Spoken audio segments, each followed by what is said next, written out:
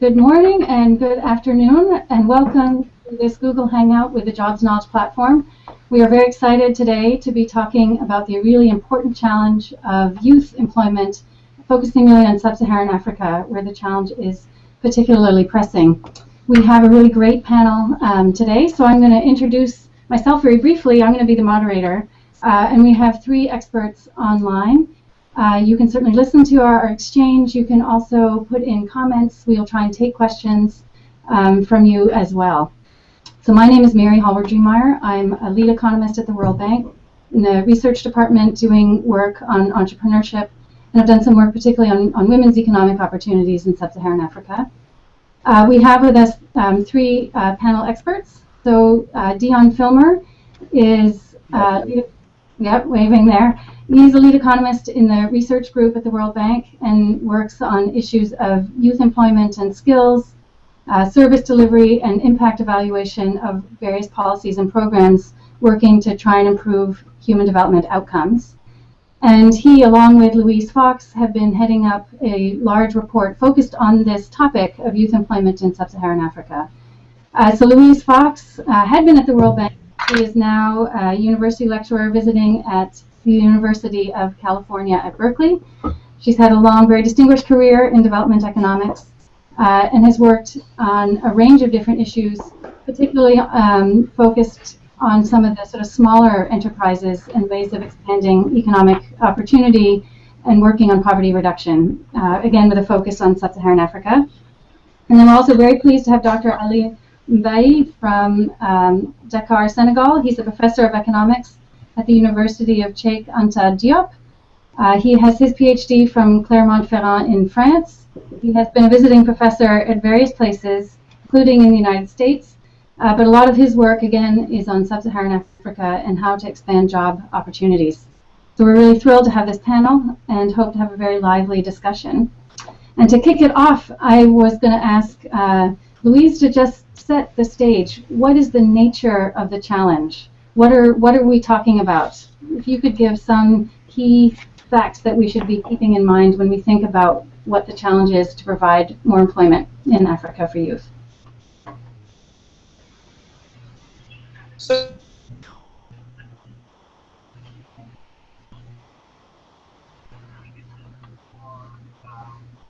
have not finished primary education, although recently the majority have. Very few have any education beyond that. They're entering a labor market where actually most people work for themselves or they're with their households, in household farms and firms. They're entering a labor force where only about 15% actually in low and middle income countries actually have any kind of a wage job, be it a casual wage or a formal wage or public sector or private sector. And so they're looking for a job. And but the problem is they're going to have to make their own job. Many will work in the same sectors as their parents, in agriculture and in household enterprises. And many youth are not prepared to make their job, and the environment, the economic environment, is not helping them very well. They leave school without an idea of how to move ahead. In agriculture, they may not be able to get land, they may not be able to get financing, they may not be able to get access to inputs, and in the non-farm sector, in the household enterprise sector, they may not be able to get a workspace or infrastructure in order to seize the opportunities that are available. So the real challenge is you've got a lot of youth who are not as job ready as we would hope, entering an economy which is growing and transforming, but transforming slowly and perhaps not meeting their expectations. If I would just add one more fact, our projection is that unfortunately, even with the best policies, only 1 in 4 youth anywhere in Sub-Saharan Africa will be able to find a wage job. And so the question that is what to do about the other 1/4. And our view is that governments have not been prepared to help the other 3/4 of youth entering the labor market. So Dion, can I just ask a little bit, how does the region compare with some others? Again, sort of what's the order of magnitude, and how is Sub-Saharan Africa, even on the demographics, potentially different from other regions? Mm-hmm. Well, I mean, fertility rates in Sub-Saharan Africa are still very high, and they're among the highest in the world. So you have East Asia, where the population is growing at about 1%, and you have Sub-Saharan Africa, where the population is growing at about 3%. And so if Sub-Saharan African countries want to transform themselves like Asian countries, they need an awful lot more capital in order to make that employment transformation. And that capital so far hasn't been available. This is not a short-run problem. The people who are going to enter the labor force in the next 15 years are already born. So the demographics happened. The other issue is that the manufacturing sector has been a real jobs escalator. It's created a lot of good new jobs in East Asia and increasingly in South Asia as well. And the manufacturing sector has been slow to develop in Sub-Saharan Africa. Other sectors, such as service sectors, have developed quite well. Agriculture still has perhaps more potential in Sub-Saharan Africa than in East Asia. So that's another difference where Sub-Saharan Africa can work on this. They could have an agricultural renaissance, but this will take research inputs, capital, and policy to develop the markets. Thank you. So Dion, do you have anything you'd like to add to how you would see the challenge? Well, just specifically on your question there, the demographic profile of Sub-Saharan Africa is very different from that in other regions. I mean, that's a key distinction that Africa has. I like to think of it in terms of these population pyramids, where you know, if you think of the population at each age, where you have in Sub-Saharan Africa, you have a lot of people at the very young ages and a very few people at the top ages. In all other regions, that pyramid is shaped differently. Even in South Asia, which we think of as a relatively young subcontinent, the population pyramid is actually sort of shaped more like a I don't know, has a rounded shape with the younger cohorts actually being smaller now, let alone in East Asia, which is almost like an inverted pyramid where you have larger numbers of older people. So that demographic challenge that Louise was saying is actually very different in Sub-Saharan Africa than in other parts of the world.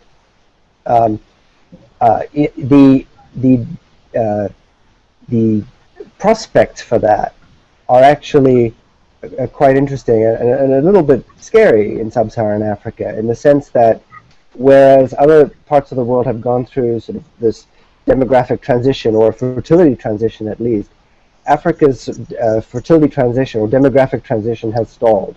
The mortality rates among young kids have fallen, and that's the good news. But the bad news is that fertility rates have stayed high, and that's what Louise was talking about. So in fact, what you're seeing is that a large number of kids are being born and they're surviving, which is feeding this population pyramid that I was describing before. So that's a real challenge that Africa has right now, is to address that demographic pressure. I mean, what we focus on in the report is sort of the employment side of that. So these young people are going to emerge into a labor market, and the challenge is to get them working productively and earning higher incomes, and that's what we focus on. But there is this other whole issue around the demographics that is the real challenge for Sub-Saharan Africa, and which distinguishes it from other regions. Right. So Ali, as an expert there in Senegal, when this is a topic that comes up, either from academics or from policymakers, because you've certainly been active helping advise policymakers, how does the issue get framed? How do you see it really gaining traction?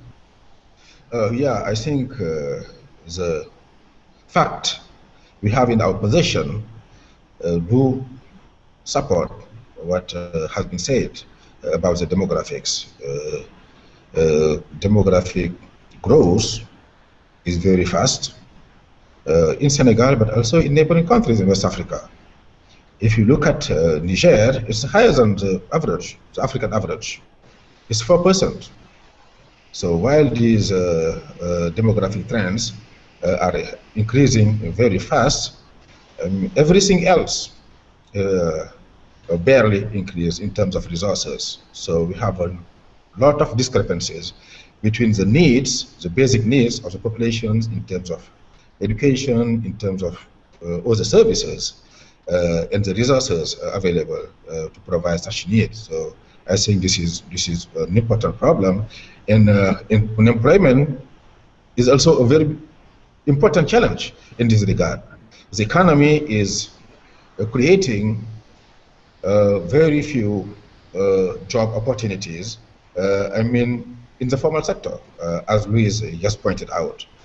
If you look at the case of Senegal, for example, the labor force is around 5 million. And out of these, we only have 300,000 formal jobs in the private sector and in the public sector. All the remainder is in the informal sector, be it in the agriculture or in low productivity service, informal service sector. So this is a very important challenge facing most African countries, and Senegal is no exception in this regard. So you raise a really important point that the sort of formal jobs is a very small fraction of the overall kinds of jobs more broadly defined as ways of earning income. And so in terms of employment, it really needs to be understood quite broadly. It includes, as Louise was saying, some of the informal sector, farmers, self-employed, household enterprises. And I would assume while you want to try and increase the number of formal jobs, presumably it needs to be defined more broadly than that. So Louise, I take it you're on board with a broader attempt to try and address the agenda, right? Absolutely. Indeed, the message of our report is that everyone needs to own the whole problem. Everyone needs to help youth enter the agricultural sector. Everyone needs to help youth enter the household enterprise sector. That means informal trading, manufacturing, repair, and everyone needs to understand that the informal is normal and will be normal, but the challenge is to allow people to earn more money. You know, it's not just that they're not formal sector jobs. In many countries in Asia that are transforming and growing rapidly, they still have a large labor force in agriculture, just like Africa. The difference is their labor force is much more productive and has higher earnings because they're able to produce higher value. They also have a large share working in household enterprises. But again, because the government, local governments support those enterprises, give them infrastructure and places to work, and they get apprenticeships and support in learning their trades, then they earn more money. So the real question is how to help youth get into a livelihood where they can earn enough money to support a family and really feel like they're an adult. So just to take some of these different options, so starting with agriculture, I don't know whether Ali or Dion wants to sort of jump in. Before we do that, can I just elaborate a little bit on what Louise said? Sure. Which I think one thing to recognize, a couple things to recognize, is that Africa has been growing very rapidly over the last sort of 5 to 10 years. A lot of that has been driven by the natural resource wealth and so on and so forth, which hasn't translated into a lot of jobs, formal sector jobs. So that, I mean, just to say we should recognize that growth and that disconnect between growth and formal job creation. Another part of that is when we looked closely into what jobs are being or have been created in lots of sub-Saharan African countries. It's not that jobs are not being created. They are. In fact, they're being created at a rate that's faster than growth in these countries. So lots of formal jobs are actually being created. But when you put the low starting point along with that demographic pressure, just the sheer number of people coming into the labor market that we were describing earlier, that means that the share who are able to go into the formal sector will remain relatively small. So it's not that that formal sector isn't growing. It's that when you put all the numbers together, it doesn't quite add up, and you end up in this situation that Louise was talking about. A last point relating to that is that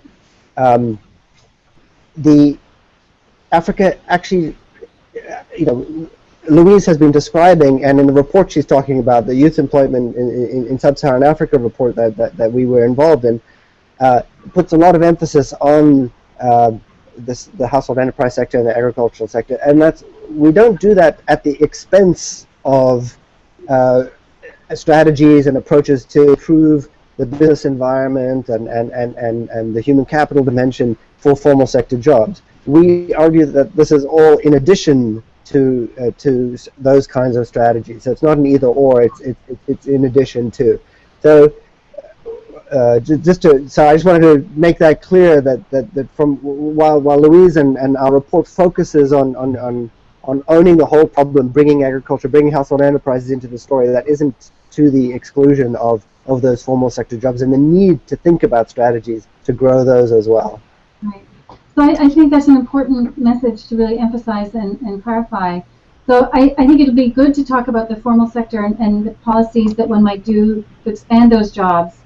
But I do think the sort of the message that you and Louise are both emphasized in terms of taking a more holistic approach and looking at the whole sort of spectrum of types of jobs to really look at the potential for agriculture and household enterprises as job opportunities.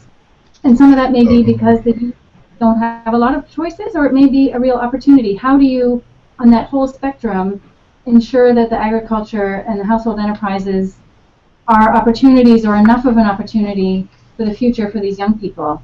So Ali, did you want to jump in on this? Sure, yeah.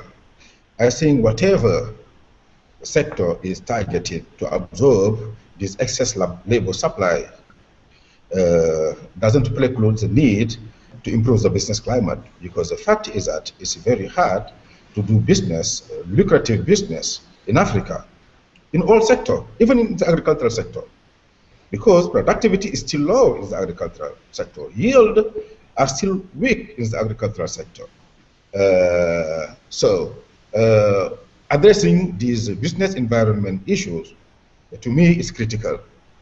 But how to do it? I think this is a challenge, because it's costly to address the business climate. It means building up good standard infrastructure services. It means providing training to the youth. It means bringing about reforms in the economy, etc., etc. And this is costly. This sometimes and very often outpaces the possibilities, the financial possibilities of most African economies. If we compare, for example, with China, for 10 years, they have been investing at least 10% of their GDP in infrastructure. If you count that Chinese GDP is 12 trillion, it means that you have 1,200 billion of US dollars being invested in infrastructure. And yet, China is not one of the best players in terms of business environment. In the doing business statistics, I think they are ranking at the 90th position. And most African countries cannot afford this magnitude of investment. So it means that at some point, we need to use some shortcuts. Trying, for example, to build some localized business environment to allow first firms from BRICS to relocate in Africa, because labor costs are getting higher and higher in these countries, but also to absorb some of the activities in Africa. Because not only foreign enterprises need an environment to grow, but domestic enterprises also need such environment to grow. But the challenge is how to build up a good environment that will allow businesses to operate, to grow, and to make profit. And to me, we need these in the agricultural sector, we need these in the service sector, we need these in the manufacturing sector. Because if you look at, for example, the case of Senegal, labor force in agriculture makes up 70% of total labor force. But if you look at agricultural contribution into GDP, it's around 13%. It's very weak. It means that productivity in the agricultural sector is weak. And also we have many other challenges in the agricultural sector, like the issue of quality. Most agricultural products can sell, hardly can sell in most Western market because of these standards, SPSS, sanitary and phytosanitary standard issue. So to me, you cannot avoid trying to build up a business environment in all sectors that is conducive to business development and business profitability.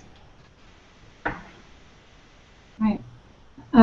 In terms in the report, looking at some of these different infrastructure or regulatory or business environment, was there a sense of some of the different priorities or how they might differentially impact the different sort of, segments in the labor market, or any sense of how to prioritize these? I think that our view was that each country has to develop a strategy for their own context. They have to start by assessing where the jobs are in their economy today and what they can do to transform those jobs and their economy for the youth today that are entering the labor market. So in lower and middle income countries, they do need to focus a lot more in terms of youth strategies on agriculture and the household enterprise sector, on what we call the informal or non-wage jobs. In agriculture, most countries already have a strategy. The question is to perhaps make it youth-focused. And one big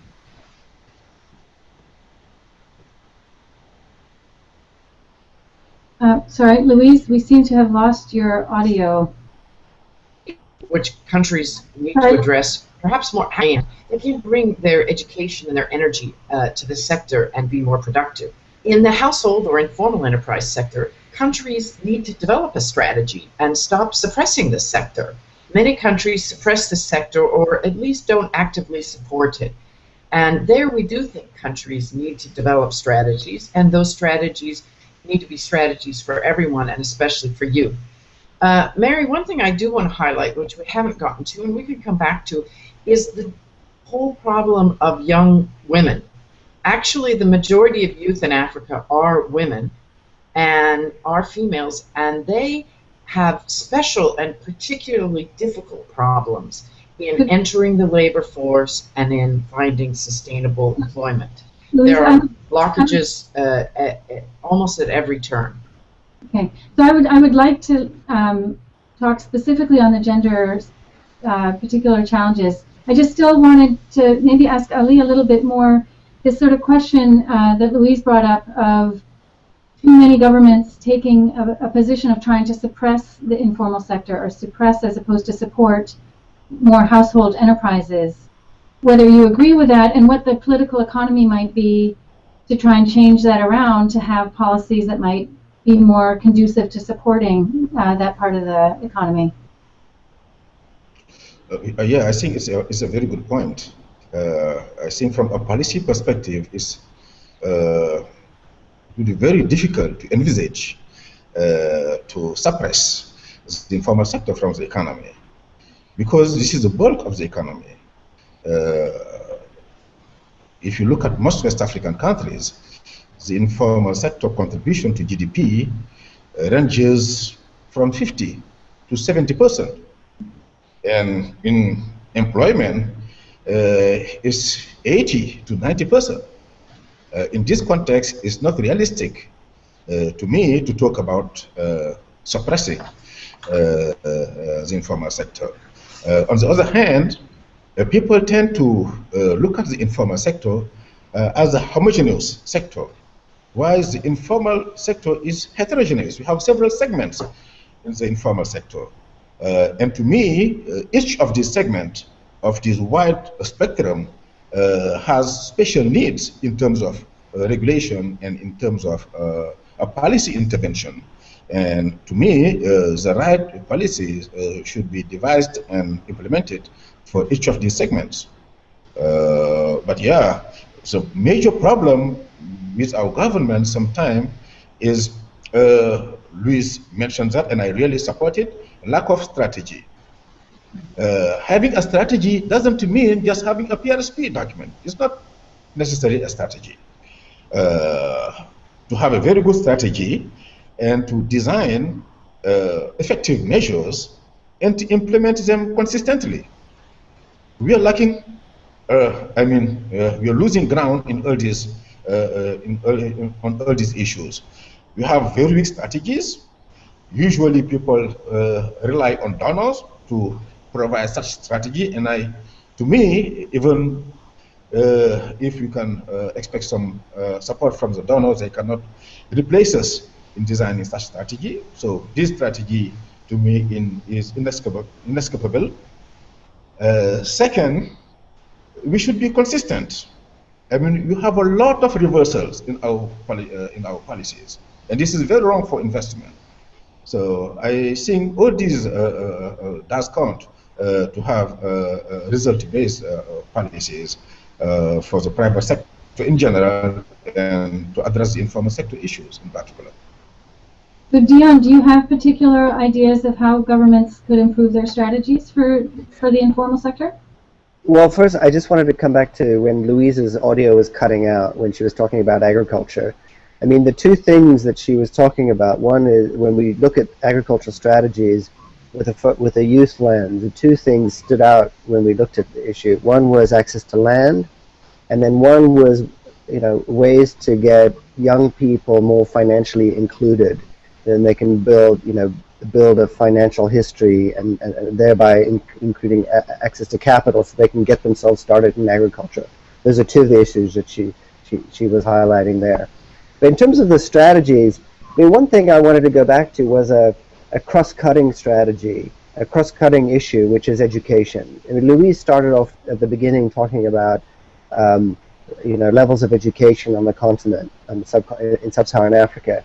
And I think one thing that we should recognize is that while primary enrollment rates or completion rates in Sub-Saharan Africa have increased tremendously over the last decade or even last two decades, when we look at learning outcomes and what's the content of that education, I mean, it might even be fair to say that there's something of a crisis in education in Sub-Saharan Africa.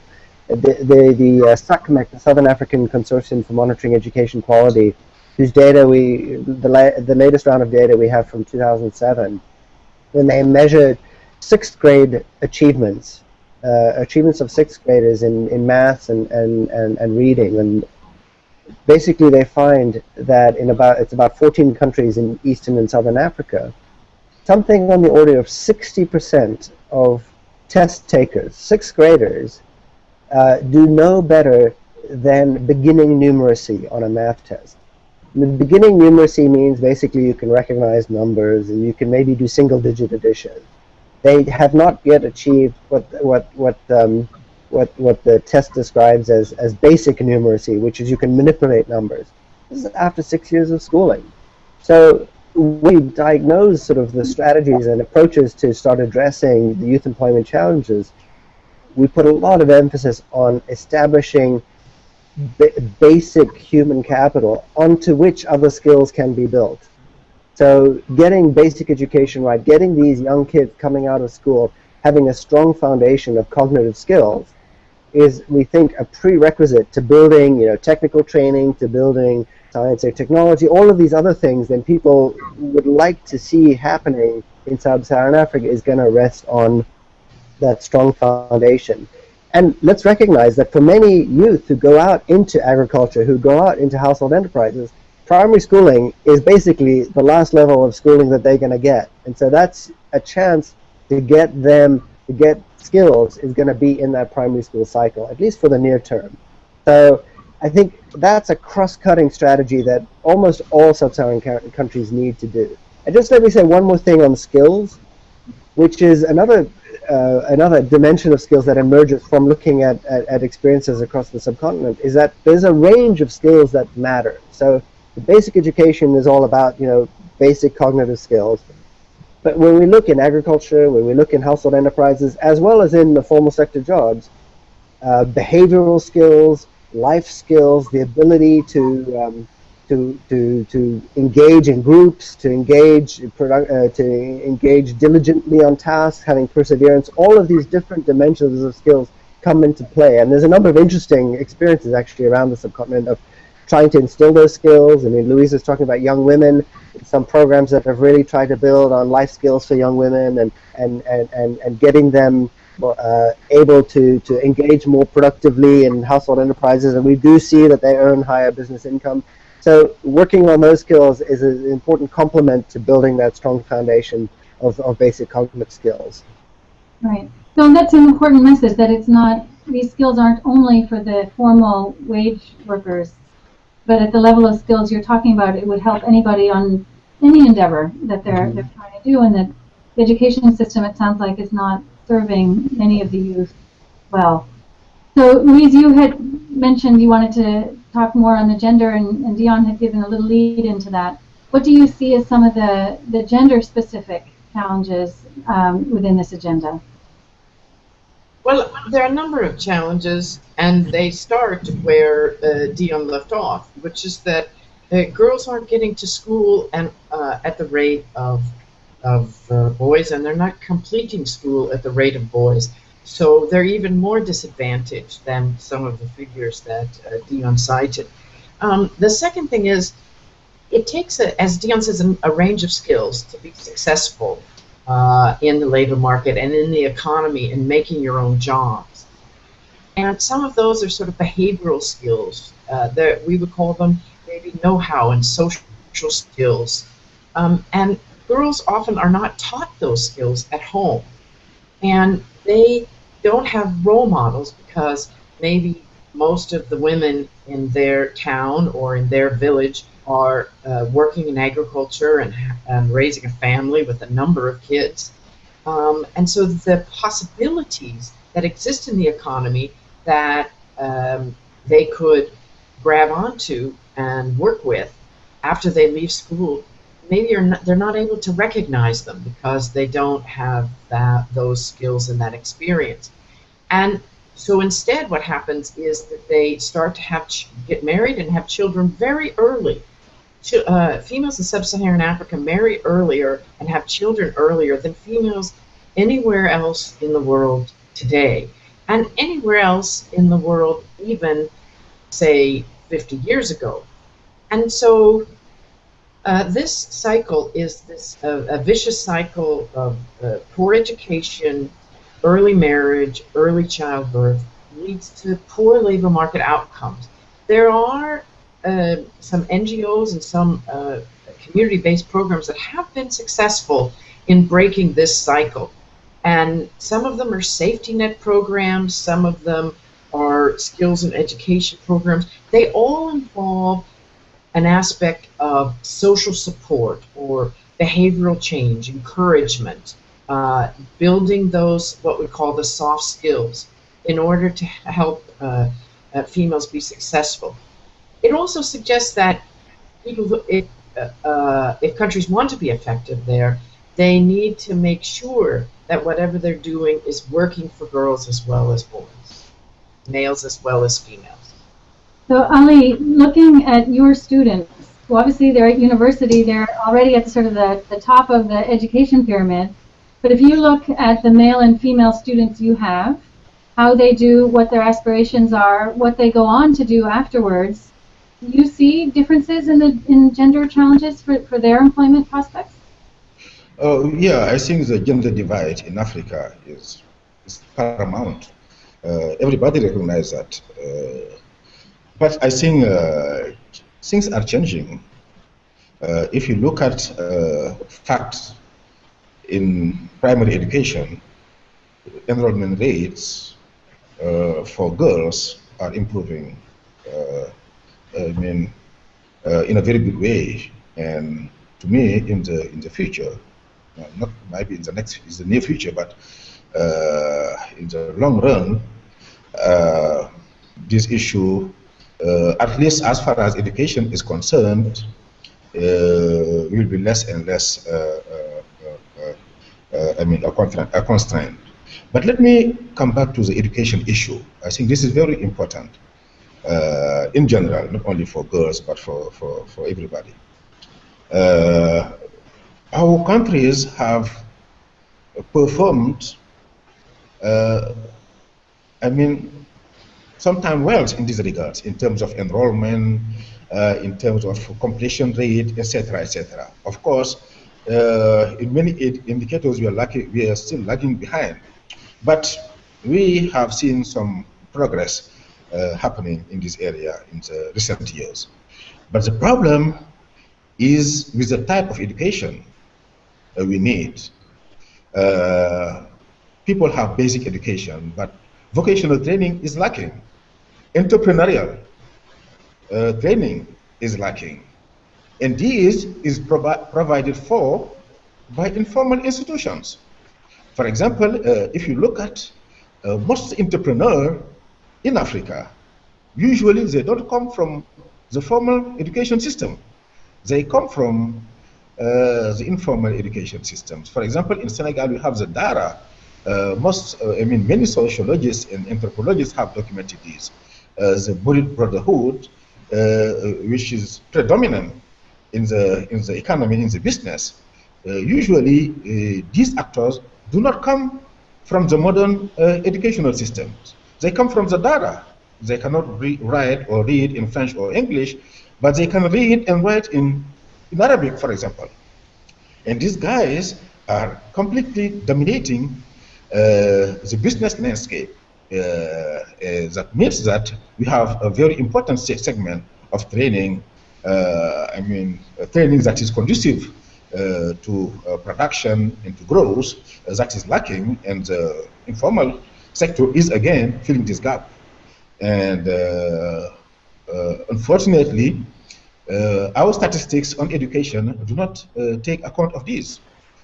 People who are, for example, educated in Arabic, they are not accounted in our enrollment rates, for example, in most West African countries. Yet these schools, they are providing the basic entrepreneurial trainings. Most of our entrepreneurs are lacking, and that are necessary to develop and sustain a business.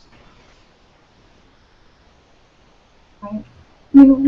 One other question, just on the entrepreneurial skills, and for the formal sector, but informal sector too. How much input is there from people that are entrepreneurs or in the formal sector in designing the kinds of training or curricula that young people are being taught? Is there sort of feedback within the system of helping pass on the kinds of skills that young people are going to need to be successful entrepreneurs or employers even in the private sector? Look, I'll just speak for the Francophone African countries, and institutions can be different when you move from Anglophone countries to Francophone countries. If you look at what is happening in the Francophone countries, most people who went through the formal education systems are trained to be civil servants, to work in the government apparatus, or to become teachers, or to be civil servants, to make it short. Most entrepreneurs, local entrepreneurs, come from the informal training institutions in West Africa. And this is a problem, even within the education systems, because many parents, especially in rural areas, don't want to send their kids to the formal education systems, because they sometimes just don't want their kids to become civil servants. They would prefer them to become, for example, entrepreneurs. And the only single way to make them good entrepreneurs is to send them to these informal settings as regards training. And the way of doing training is completely different. People who go to the formal schools, usually they have some advantages.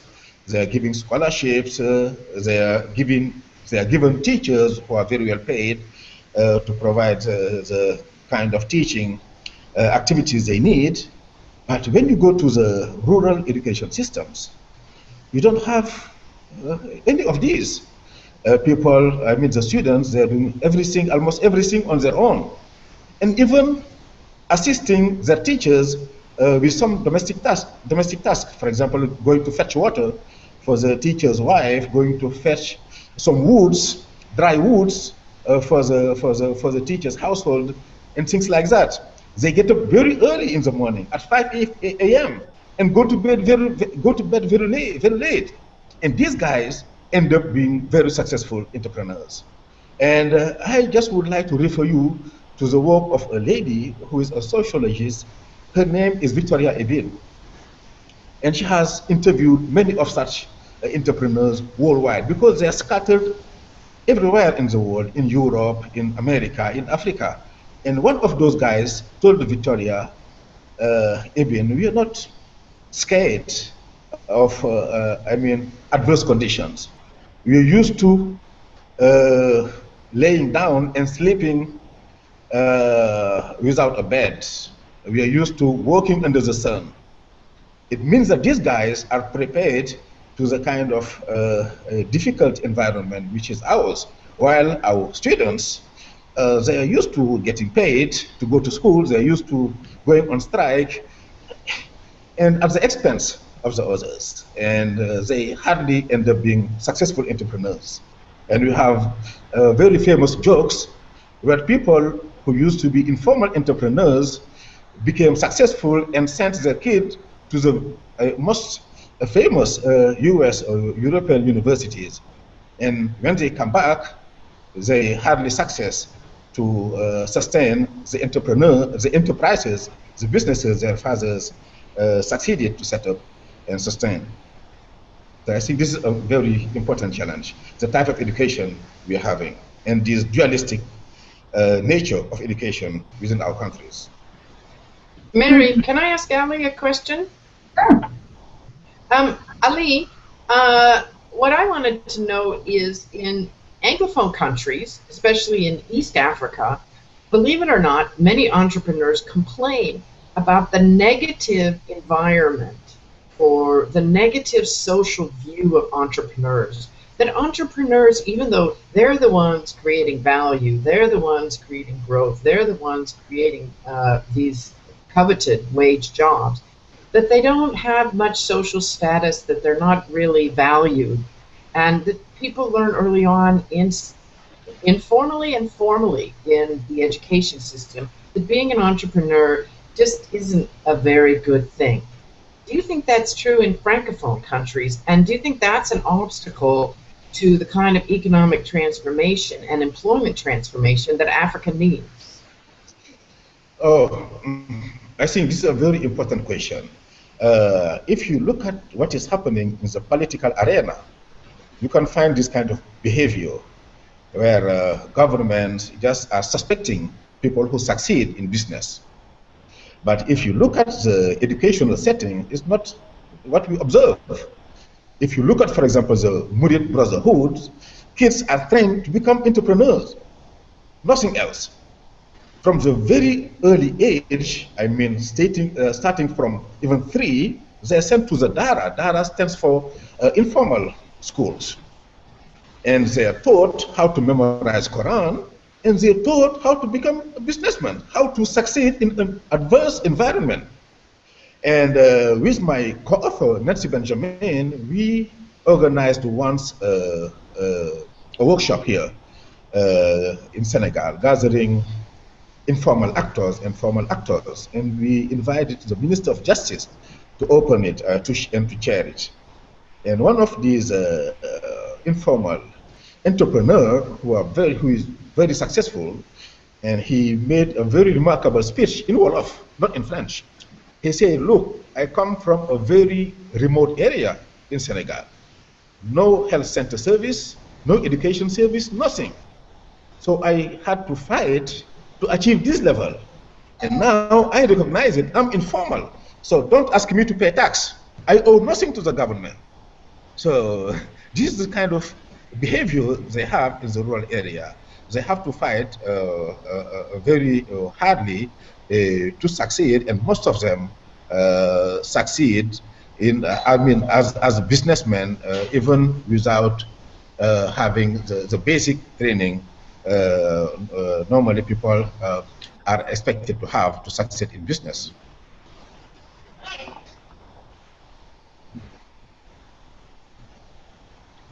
You know, Mary, can I just jump in?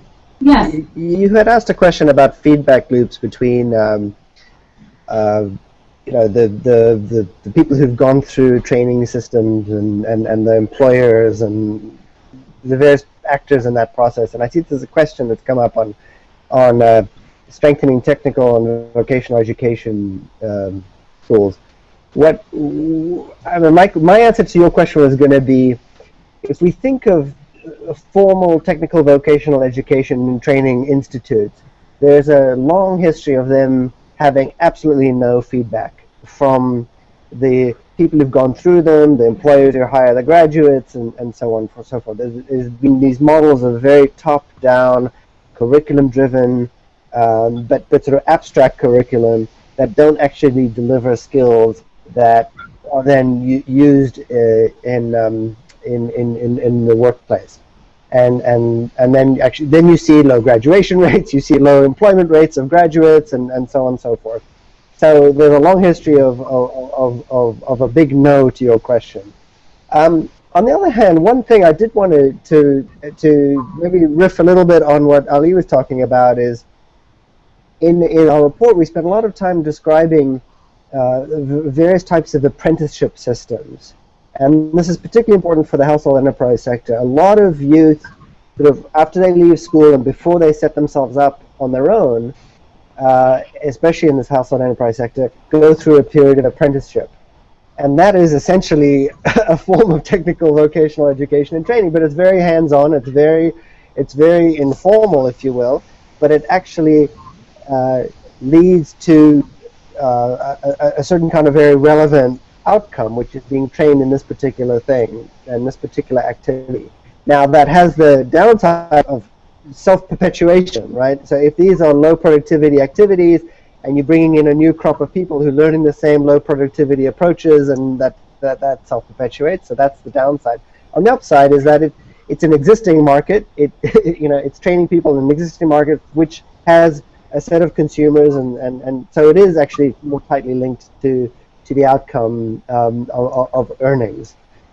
So I guess it's a little bit slightly different than what Ali was talking about, but I think it's that bridge between the formal and the formal technical vocational education and training. Now, there are models that try to integrate the users and the employers into technical vocational education systems. And there are some models that actually outside of Sub-Saharan Africa that try to do that have shown some success. Trouble is that it's actually quite hard to do. You need a very large degree of integration of these future employees into the actual delivery of the training, and they can be very expensive. And they're hard to scale because you need sort of as many potential employers as you have kids coming through the training. So it's unclear what a sort of a generic model is for something like that can go to scale. But I think one of the things we try to emphasize in our report is that if you're looking at this from a public policy point of view, from a government point of view, you need to think about what are the public goods dimensions of all of these problems. What are the point isn't so much to try to help people gain the private good and the private return, but like, what's the social good? What can individuals not do on their own that you need a government to do? And things like providing information about opportunities, providing grants to the poor, right, who are constrained in their access to training or other forms of opportunities. What are the sort of disconnect between employers and employees, or potential employers and potential employees, that where a government can intervene to improve the articulation between the two? I mean, those are the things we really need to think about, where government's role can really add value to what the private sort of market can do on its own. So I have two follow-up questions for each of you, and I'm unfortunately aware we're slightly running out of time, so this may be the last two questions. But following up on that is sort of a dual question, is when you're thinking about what some of the public goods for governments to take action, should they be targeting employment more generally or really targeting youth specifically? So your answers on that. And then whether it's targeted or more general, if you had maybe two priorities, what would you say they should be? You each get those last two questions, but would really very much like your thoughts on those. Who would like to go first? I can talk about employment versus youth. That's an easy one. On employment versus youth, it depends upon the sector. Certainly, in the wage sector, basically, governments have to work hard to get the private investment, to get the entrepreneurs to create more jobs. Basically, African countries, low and middle income African countries, and higher income African countries need as many labor intensive enterprises producing internationally competitive goods for the regional market, goods for overseas, whatever, as they can. And if they focus on creating those jobs, youth will get some of those jobs. So having a youth target in that sector doesn't really make sense. What makes sense is just to create more jobs. Substituting youth for adults doesn't really work. Now, in the informal enterprises, more self-employment, in farming, youth-focused policies are needed because it's more difficult for youth to enter the sector. So we do think in agriculture, government should put a youth lens on their policies and on their strategies in this sector, and they really do need a strategy for the household enterprise sector. So there it's not employment versus youth, it's both. They need a strategy for raising productivity in that sector, but they may also need a strategy particularly for helping youth see the opportunities and find them. And so I think my two priorities, one would be definitely more of a youth strategy that focuses on getting youth into the household enterprise sector, and a national strategy for the household enterprise sector overall, and a local economic development strategy and a focus on helping local governments create local economic development strategies that do provide employment for all. Great, thank you. Ali, you want to go next? Yeah, sure. I really agree with Louise. I think the challenge is to have enterprises create jobs for the youth. We need more job created. We need more decent job created. But the challenge is how to do it. When everything you are purchasing as an input and as a firm is overpriced, at least higher price than elsewhere in the world. If you look at, for example, the cost of energy in Africa, it's just completely silly. I visited one central in South Africa, a charcoal central. They could produce the kilowatt hour of electricity at the cost of around 50 let's say 25 CFA. Let me use my currency because I'm much more comfortable with that. 25 CFA. The same kilowatt hour, we will purchase it 4 times higher in Senegal. And when you go to Guinea-Bissau, it will cost 700 CFA. It means 1,400 US dollars. How can you do a business in these conditions? And I'm not talking about the transportation costs. I'm not talking about the training. I'm not talking about all this, but all these constraints are pushing upward the labor cost. Computed as an index, a competitiveness index. So these are the challenge. But now, how to address these constraints? Do our government have the necessary resources to address these constraints? I believe not. In our country, our countries, our governments are struggling to keep boys and girls at school. And while doing so, they are dramatically jeopardizing the quality of training, even for basic education. And don't tell them about building good roads, and also they need to raise taxes, so don't tell them about facilitating trade. So you have a lot of constraints going on at the same time, while resources are limited. So what to do? To me, this idea of building some localized business environment is appealing. Now, one question is, should we target some sectors to do so without being unfair to some others?